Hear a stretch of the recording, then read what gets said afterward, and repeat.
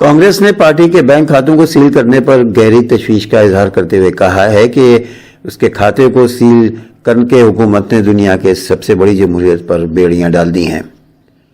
کانگریس کے خزانچی اجے ماکن نے جمعے کو یہاں پارٹی ہیڈ کوارٹر میں ایک پریس کانفرنس میں بتایا کہ 2 دن پہلے کانگریس اور یوتھ کانگریس کے بینک کھاتوں کو سیل کر دیا گیا ہے اور ان کھاتوں سے چیک جمع کرنے اور رقم نکالنے پر پابندی عائد کر دی گئی ہے۔ ماکن نے کہا کہ ہندوستان میں جمہوریت پوری طرح ختم ہو چکی ہے، ملک کی بڑی اپوزیشن جماعت کے تمام اکاؤنٹس منجمد کر دیے گئے ہیں، کانگریس کے کھاتوں پر تالہ بندی کر دی گئی ہے، یہ کانگریس پارٹی کے کھاتے فریز نہیں ہوئے، ملک کی جمہوریت فریز ہو گئی ہے۔ انہوں نے کہا کہ مودی حکومت نے عام انتخابات کے اعلان سے صرف 2 ہفتے قبل سوچ سمجھ کر یہ قدم اٹھایا ہے۔ یہ معاملہ 5 سال پہلے کا ہے جب پارٹی کو انکم ٹیکس جمع کرنے میں کچھ دن کی تاخیر ہوئی تھی اور اس کے بدلے میں 210 کروڑ روپے انکم ٹیکس کے طور پر مانگتے ہوئے پارٹی کے بینک کھاتوں کو سیل کر دیا گیا تھا۔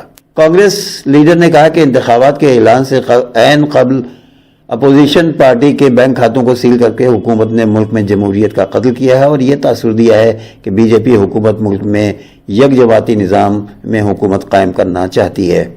انہوں نے کہا کہ کانگریس اور یوتھ کانگریس کے جن کھاتوں کو سیل کیا گیا ہے ان میں 25 کروڑ روپے سے کم رقم ہے جو کراؤڈ فنڈنگ کے ذریعے جمع کی گئی ہے۔ انہوں نے کہا کہ اس رقم کا 95% 100-200 روپے یکجا کر کے آیا ہے۔ افسوسناک بات یہ ہے کہ یوتھ کانگریس کے کھاتے میں ممبرشپ کا ایسا جمع ہے جبکہ دوسری طرف بی جے پی کے کھاتے میں بانڈز کے ذریعے کارپوریٹس کی رقم جمع ہے جسے سپریم کورٹ نے غیر آئینی قرار دیا ہے اور اب تک اس کے اکاؤنٹس چل رہے ہیں۔ یہ جمہوریت کے قتل اور ملک میں جمہوریت کو ختم کرنے کی سازش ہے۔ مرکزی وزیر اور امیٹھی کی رکن پارلیمان اسمرتی ایرانی کا گھر ان کے پارلیمانی حلقہ امیٹھی میں تیار ہو گیا ہے۔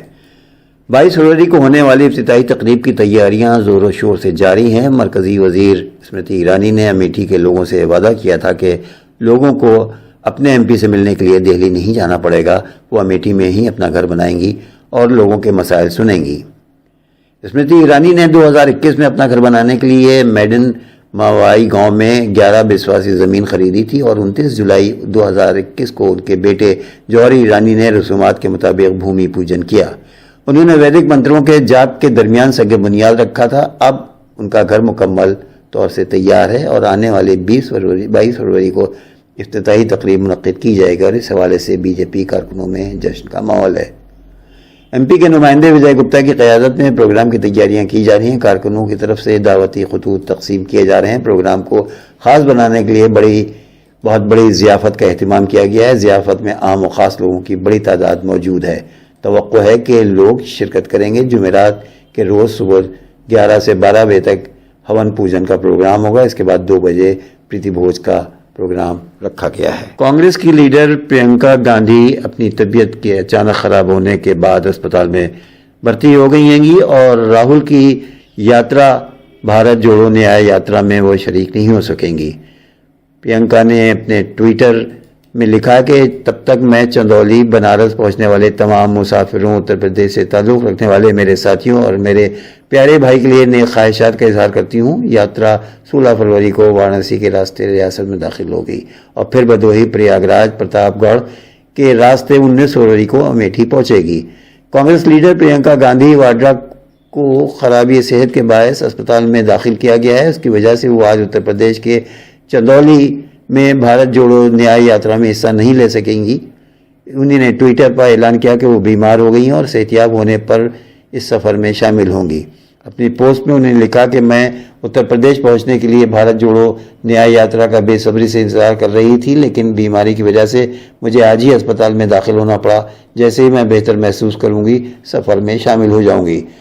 پرینکا نے مزید کہا کہ تب تک میں چندولی بنارس پہنچنے والے تمام مسافروں، اتر پردیش سے تعلق رکھنے والے تمام لوگوں سے یہ التماس کرتی ہوں کہ وہ میرے بھائی کا ساتھ دیں اور پورے معاملے کو کامیاب و کامران کریں۔ رائے بریلی یو پی کی واحد لوک سبھا سیٹ ہے جو کانگریس کے پاس ہے۔ فی الحال سونیا گاندھی اس حلقے سے لوک سبھا کی رکن پارلیمان ہیں۔ 2019 کے لوک سبھا انتخابات میں راہل گاندھی مرکزی وزیر اسمرتی ایرانی سے امیٹھی سیٹ ہار گئے تھے۔ امیٹھی نہرو گاندھی خاندان کی کرم بھومی ہے جس نے ملک کی آزادی، اتحاد و سالمیت کے لیے اپنی جانیں قربان کی۔ یاترا 21 فروری کو لکھنؤ سے اناؤ پہنچے گی۔ ایک حالیہ سروے کے مطابق زیادہ تر امریکی لوگوں کا خیال ہے کہ دوبارہ امریکی صدر بننے کے لیے جو بائیڈن کی عمر بہت زیادہ ہے۔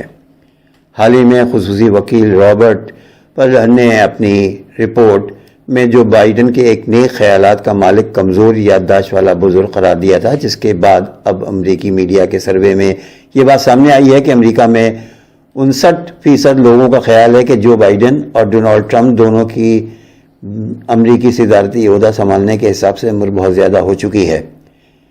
اس سروے کے مطابق 27% لوگوں کا خیال ہے کہ صرف جو بائیڈن کی عمر دوبارہ امریکی صدر منتخب ہونے کے حساب سے زیادہ ہے، جبکہ صرف 3% لوگ ایسے ہیں جنہوں نے کہا کہ صرف ڈونالڈ ٹرمپ کی عمر دوبارہ امریکی صدر بننے کے حساب سے زیادہ ہے۔ یوں مجموعی طور پر 86% امریکیوں کا خیال ہے کہ جو بائیڈن کی عمر دوبارہ امریکہ کا صدر بننے کے حساب سے بہت زیادہ ہو گئی ہے۔ یہ سروے جو بائیڈن کے انتخابی مہم کے لیے تازہ ترین دھچکا ہے، جو اس خیال کو دور کرنے کے لیے جوش و خروش سے چلائی جا رہی ہے کہ جو بائیڈن کے پاس اب زیادہ عمر ہونے کی وجہ سے مؤثر طریقے سے امریکی صدارتی عہدہ سنبھالنے کی صلاحیت نہیں ہے۔ کولمبیا کے صدر گسٹاو پیٹرو نے کہا ہے کہ غزہ پر بمباری کر کے اسرائیل نے صرف بچوں کا ہی نہیں، آزادی، انسانی حقوق اور باہمی تعاون و اتحاد کا بھی قتل عام کر دیا ہے۔ میڈیا رپورٹس کے مطابق کولمبیا کے صدر نے کہا کہ غزہ پر بمباری کر کے اسرائیل صرف بچوں کو ہی قتل نہیں کر رہا ہے، آزادی، انسانی حقوق اور انسانی بھائی چارے کو بھی موت کے گھاٹ اتار رہا ہے۔